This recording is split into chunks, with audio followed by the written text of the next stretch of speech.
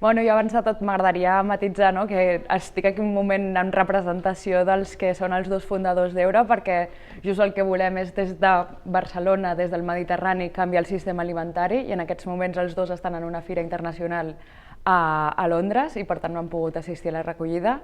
Ells, com va començar, al final crec que hi ha una gran preocupació, neix d'un sentir que l'alimentació que teníem a dia d'avui no representava els valors i les preocupacions i els reptes que tenim com a societat.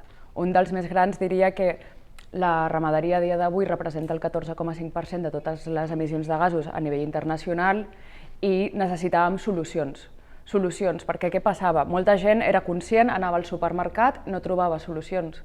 I nosaltres hem vingut aquí per ajudar a tota aquesta gent que té conscienciació i que vol tenir un impacte positiu en el món, que pugui anar a menjar barbacoes, canelons, totes les tradicions que tant estimem nosaltres, però d'una forma molt més sostenible i que respecti el medi ambient.